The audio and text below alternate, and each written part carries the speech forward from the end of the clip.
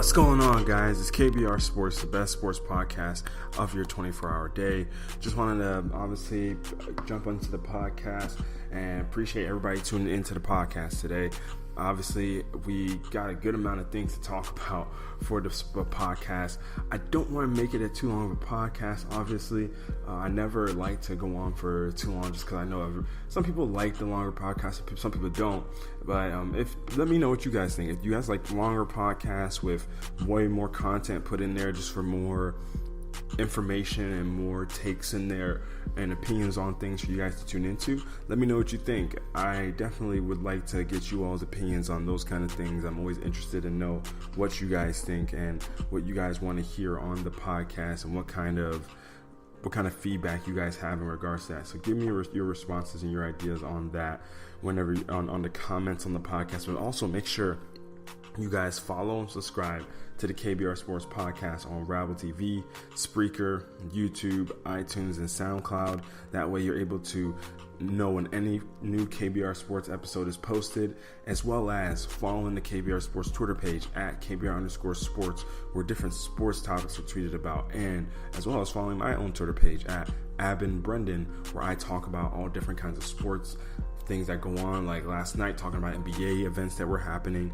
And also don't forget to go check out my website, brendanabin.com. My website has different blog posts on there, my information about the podcast, and just other stuff on there, as well as my Twitter feed and all that stuff on there. So go check out brendanabin.com, where you'll find pretty cool content on there as well.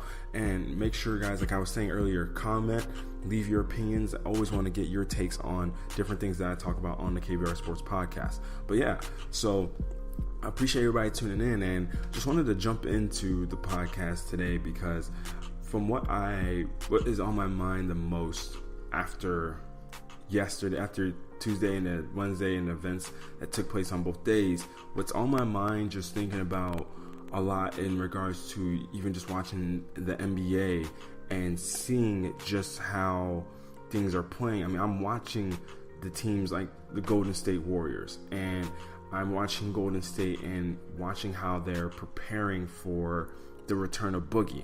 And I mean, the tear the Warriors have been on in the past few games has been unreal. I mean, this is when I the other day I was talking on the podcast and I was talking about the Patriots, and I was talking about just one of those things where I just don't pick against them just because they just always have been that good and they're always normally that much better than anybody else, that most times I'll just pick the Patriots because of the Patriots. And it's like most times that's the right pick, because it's like until they're knocked off, then you have to go with them. And when it comes to the Warriors, I kind of have the same way, but the Warriors are the Patriots just with more talent. Like the Warriors are the Patriots with like the best player in the world, the second best, the third. Like they have all that kind of talent on that team. Now, obviously, I think LeBron's the best player in the world, but I'm just saying that they have that kind of talent in regards to when we're looking at from top to bottom the roster itself. Whereas the Patriots, you might argue they don't always have the best talent.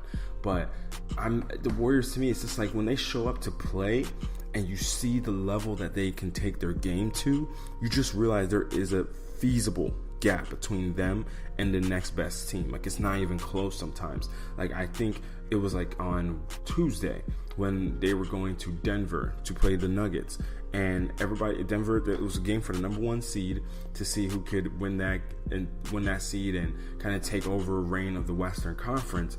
And when we see how the game plays out, I mean, Golden State ends up winning 142 to 111. And it's not like the Nuggets didn't play a good game. I mean, it was just that the Warriors are that much better. In the first quarter, they scored 51 points. 51 points. Like, that's not supposed to happen. That is not supposed to happen. And the Nuggets had a first quarter by every normal metric that you can measure. They had 38 points in the first quarter. Just that the Warriors are just that much better. They just turn on a switch that you just can't understand. And then you see Steph Curry go on these little runs where Steph Curry will be unstoppable. Like against the Pelicans, he dropped 41 points. And it's just, you just see it and you're like, what the? And he 11 of 22 from the field, 9 of 17 from the 3-point line. Like in the last few games, I mean, Steph Curry has hit over 8 threes in each game. You know how hard that is to do? Over 8 threes, and he's shooting over 50% from 3. over 50%. He hit 11 threes against Dallas, 9 threes in the Pelicans game. It's one of those things that you sit there and you really have to realize just how lethal this team is. Like they're just such a good team, and I mean they're preparing for an all-star to return. I mean, from what we last saw of Boogie Cousins, I mean, he was a bona fide all-star without a doubt. I mean, he was a guy that you could run your offense through. He was a guy you could build your team around. At least you would hope that he had that level of talent, because there were some leadership issues there in Sacramento, but he was a guy you could build your team around. And looking at Boogie, you see, I mean, even his last time we saw him in New Orleans, he was averaging 25.2 points, 12.9 rebounds, shot 47% from the field and 35% from three, as well as getting 1.6 blocks and 1.6 steals. So we're looking at it, and I mean, he even averaged 5.4 assists the last time we saw him when he was in New Orleans. So now imagine incorporating a guy like Boogie into the Warriors scheme. And Boogie fits exactly what the Warriors like to do, just off the strength of Boogie is a perfect big man in terms of how he sets screens, his ability to pass the basketball, which is probably the best facet of his game in terms of incorporating him into what the Warriors like to do. Because the Warriors, I mean, it's no surprise, they lead the NBA in assists. And a lot of the reason is because of just how their offense works. A lot of their offense the ball doesn't stick. The ball moves around a lot. It's moving from each end of the court and they're just always searching for a great shot, or somebody is creating a great shot for another teammate or something along those lines. And when you incorporate a guy like Boogie in there, you're able to get a different dimension in terms of for your offense. So you're able to run your offense out of the post now, in which the Warriors don't always have that threat, because a lot of guys nobody on that team really is a big post-up guy that you can just dump the ball into and watch him work, and then he's a viable threat that he commands a double team from that position.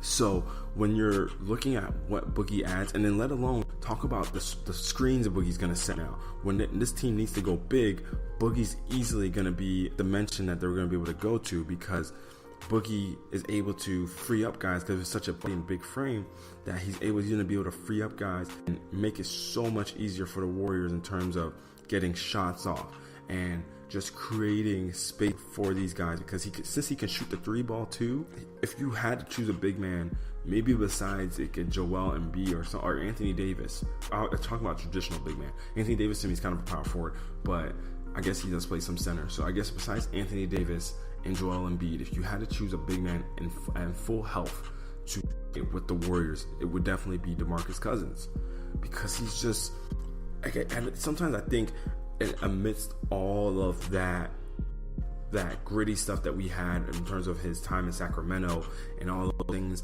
that people kind of lost sight of just how talented of a player he is, and just how good he can be on a talented basketball team, and a team that just has structure. And the Warriors have been that team, kind of like when I say the Patriots, I kid you not, like players go to these teams, and a guy like Nick Young all of a sudden is a player that can end up winning being a contributor to a championship on a team like this.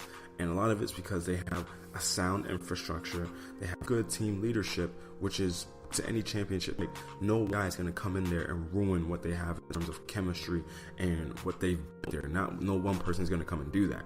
So when you're looking at this Warriors team and you're waiting the addition of Boogie Cousins, and it's something that you kind of build anticipation for, because he's going to make his debut this Friday, and it's going to be exciting to watch. He's not conditioned. He's not in NBA condition. He's going to make his debut against the Clippers on ESPN. So he's not in NBA conditioning. So just mind you for that. So he's going to be on a minutes restriction most in all likelihood. And he's going to gas out pretty fast, because he's not in NBA shape. It takes an off season for a lot of guys to get into NBA shape, and for the top tier guys, that's what it takes. It takes a whole off season for them to get in that top peak shape. And then some guys, they play themselves into shape as the season goes on. But it's a situation where you have to sit back and look, and then you got to think about the fact that integrating him is going to be an adjustment for this team as well. Like, there's going to be a time period where the word's going to be getting adjusted to having Boogie Cousins on this roster and have him be an actual contributor to everything that they want to do, because they've gotten so used to how they're running their offense, playing with Kevon Looney and running their offense in that manner, instead of having to worry about an actual big man presence in the paint. And when we're looking at how they're going to divvy up their shots, I mean, so far, the way that they've divided up the shots amongst each other, it's been Steph Curry taking the most shots, 20.2, then Kevin Durant at 19.2, and Klay Thompson at 18.8. And then following them is Draymond at 6.8, then Quinn Cook at 6.4, and so on. But he's not going to be, I guess it's going to be interesting, because when we're thinking about how Boogie's going to be featured, he's not going to be I don't know how I say it. He's not going to be like one of the primary cogs of the offense, but I think he'll be a nice option for them to have an option to go to when it comes to those situations where they're struggling to hit their shots and they just need a bucket to stop the bleeding, kind of thing. And that's when you do go into the post, because that's when it's the most easy way to convert a bucket, or you get something going to the basket. And with Boogie, sometimes he can actually create out of that post. If you're feeding Boogie in the post because you're like, okay, our jumper isn't falling, a lot of those times in those postseason matchups when you're struggling to create a shot, like finding a shot when they need it most, but a lot of times when you're having a NBA Finals at Game 7 and you go 2 minutes without scoring, a lot of times a guy like Boogie Cousins can stop the bleeding, and he can get a bucket in there in the post and create something for you, or he gets double teamed or finds you on a cut or finds you off a back screen for an open three, or that creates an opportunity for a guy to get an easier shot than was being created for previously. So it's going to be really interesting to see how Boogie does get integrated into this team. And are we going to see Steph's numbers go down? Are we going to see Kevin Durant, Klay Thompson? Like, are we going to see shots? Because shots have to go away from somebody, and the shots have to, like, that's what happens. It just naturally happens that way. The shots get funneled away. I mean, there was a time period when a lot of times I felt like this team, they were managing the shots in a manner where they were keeping the shots very even amongst each other. So it was like one time, I think Steph was taking like 18 shots, Klay was taking 17, and Kevin Durant was taking 17 or 16. So they keep the shots between those three like probably about the same area, but the rest of the team, it's like, where do we get those shots for Boogie at now? So it's going to be interesting to see, and then just how much they're going to really use him and feature him in the offense. So I am excited to see that. But guys, I'm going to be taking my first break. It's KBR Sports, the best sports podcast of your 24-hour day, and I appreciate you guys rocking with me. But yeah, let's take our first break of the day, and we'll be right back. All right, guys, so wanted just to jump into Fanatics, talking about one of the best sports brands, if not the best sports brand in sports apparel and memorabilia. Obviously, when it comes to Fanatics, they do always have a great reputation in regards to their products. And I personally wear Fanatics gear.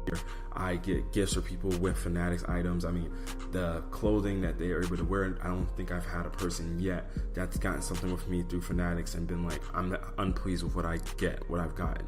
I mean, my nephew, he's rocking Fanatics gear. The kid's 9 months old, and he looks great in some Fanatics gear. I feel like he could be a poster child for the company, honestly, because Fanatics just holds it down so well with all their products. So guys, make sure when you're looking to get some Fanatics items, you want to get the Fanatics items that the best is, and you want to make sure you're getting the best quality products, of course. So whenever you're going in, make sure you're utilizing the ability to get lower prices by giving a call to 954-507-6928. That way you can maximize the bang for your buck whenever you're getting new Fanatics items.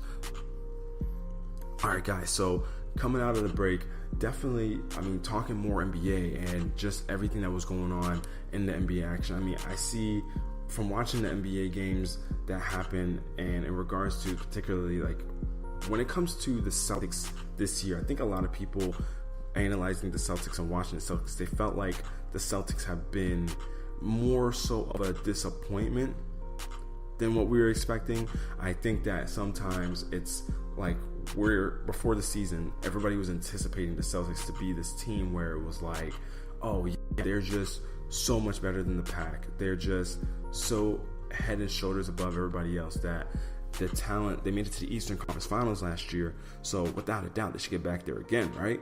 There should be no problem getting back there again. All you got to do is insert Kyrie Irving, insert Gordon Hayward, and boom, you have the most talented team in their Eastern Conference, and you're gonna walk into the NBA Finals essentially, having home court, having the best record, all that.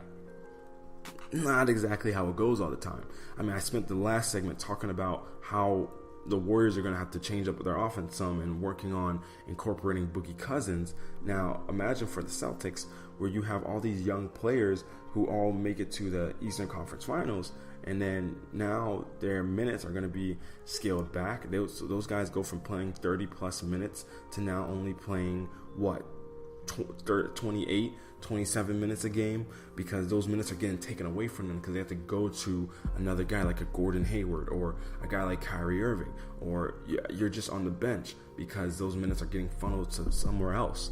So now when you're at the Celtics and you're looking at the issues you've had, and you see that the losses are coming sometimes at a rate that it is concerning. Sometimes you're wondering, okay, when is this team going to figure it out? You see Brad Stevens is trying all these different lineups with Gordon Hayward in the starting lineup. I mean, that was the lineup. I call that the 2K lineup. It's literally the 2K lineup where people have Kyrie, you have Jaylen Brown, you have Jason Tatum, Gordon Hayward, and then you have Al Horford in their center. And I definitely refer to that as the 2K lineup because it's a lineup that anybody in 2K would run. I mean, the rating of Gordon Hayward for one of 2K is probably going to be higher, so you get a chance to really utilize him as he was in some aspects. But it's a lineup that spaces out the court, and every single person on there can shoot the 3 ball and is a threat to create for themselves off the dribble or create for somebody else. Now, you've seen some kind of regression in a lot of their talent, and a lot of their guys like Gordon Hayward and a guy like Jason Tatum, they've taken a few steps back. Sorry about that, guys. But you see they've taken a few steps back, and it's kind of been surprising in regards to like Jaylen Brown, his playmaking, creating ability. You've seen that it's like he's hit a wall a bit, like he's not progressing as fast as you like. And so when we're looking at the Celtics, you sit there and think that after making that kind of run and being that good of a team, that they do expect to be back in the Eastern Conference Finals. That's the expectation. That's what people expect of them. And it's tough to kind of even someone like myself, young people in general, you want to have the world, you want to accomplish everything by like the age of 28, and it's just not realistic. It's good because you are driven and you're goal driven, but sometimes experience is the best teacher in a lot of cases. And not to say people haven't done it where they're successful, have won by the age of 28 or something like that, but it's just a very, very difficult thing. And a lot of people that have been there, when they're trying to let you know, like, hey, it's not all going to come all at once. You have to work through the process. Those people kind of take it as, man, you're just like hampering my shine. You're not trying to let me maximize my ability and my talent, the work I've put in. And sometimes it's not that. Sometimes it's just that these guys know what's best, or they've been there before. And Kyrie Irving has had his issues with the young Celtics, and he's made it known. He's made it public, especially after Orlando loss that they had earlier in the week. He voiced his frustration with the young team, his young teammates. And then, funny enough, after the win against the Raptors, Kyrie balled out. 27 points, 18 assists. It was a career high in assists for him. The guy was on another level. But in regards to what he was saying about his teammates, I have the sound clip here for you guys to tune into. Check it out. Let me let you guys hear it so you guys can get exactly what Kyrie said in regards to how he had, after the loss against Orlando, he had to literally call LeBron James to apologize just because he didn't know how hard it was to assume that role and be the older guy, letting the young guys know, like, hey, it's not all going to come at once. You can't have the world at your hands right away. Like, there's a process to this. So let me let you guys listen to Kyrie talking about that. Here we go. I'll tell you one thing, and obviously this is something that it was a big deal for me because I had to call Bron, and tell him, like, I apologize for being that young player that wanted to everything at his fingertips, and I wanted everything to be at, my threshold. I wanted to be the guy that led us to championship. I wanted to be the leader. I wanted to be all that, and the responsibility of being the best player in the world and leading a team is something that's not meant for many people. And Brown was one of those guys that came to Cleveland and tried to really show us what it's like to win a championship. And yeah, so I mean, you hear him talking about it there, and definitely, it's, to me, the way I took it. I know some people have taken it differently, but the way I've taken it was that I give Kyrie his kudos for acknowledging just that because somebody said it's one of those things like you're giving self-praise on yourself, or you're trying to self-aggrandize for yourself. That's what some people have noted to me in regards to how they've seen it. And I didn't take it that way. I took it more so as Kyrie's at a point where he wanted to take on this leadership role because he wanted to know what he was capable of. And he felt like playing beside LeBron James, he didn't know what he was capable of, one, as a leader, a player of himself to lead a team, because LeBron was always going to be that guy. He was always going to be in LeBron's shadow, and so on. And he didn't know what exactly he was capable of. And now when he's in a position to it, he's realizing, hey, this is hard, man. This is difficult. Like, I didn't realize how you have to be, not only as a leader of a team, you have to be like learn by example kind of guy, or lead by example more so. You have to be that kind of guy, but also you have to kind of be the coach, extension of the coach. And you have to, if you're the one guy that's had that experience in the playoffs, and you're the one guy who has been to an NBA Finals on countless occasions, you're really the only one that can speak to just how hard it is to get there and to maintain that level of consistency on a regular basis. And just to even have to relay that kind of, like, when you've been through it all, it's kind of like when you're starting to grow and get older and you age, and you realize not even before you have a kid, but you just start to realize when you're getting older just how much your parents gave up while they were raising you. You realize the sacrifices they made, which makes you more appreciative of them. But then you also, when you have your first kid and you realize just how tough it is to raise a child, and your parents seem to be your main lifeline. You go to them about everything, every question, and any kind of sickness that the kid might have, any problem or anything like that. You're always calling your parents to try and figure out about what is going on. And you just don't realize how much they put in and how hard it was, and all the little things they were trying to teach you here and there. While you were hating them for it in the moment, come to find out they were right in the grand scheme of things. So it's one of those things that, as a player, Kyrie Irving, it's now he's kind of done his full circle thing, where he's realizing, man, I was so difficult for LeBron to deal with. And he's at a point in maturity where he can acknowledge now, like, man, like, I really appreciate all you try to do for me and us as the Cleveland Cavaliers as an organization, because we didn't know what it took to win. We didn't know the level of devotion, commitment it takes to really be a championship caliber team. Like, we didn't know that. And so now you're seeing that he's dealing with this young team where everybody's saying that they're the most talented team, they have the most depth, that they have this and that, they should be this good or that good. And it's not working out just how everybody thought it would.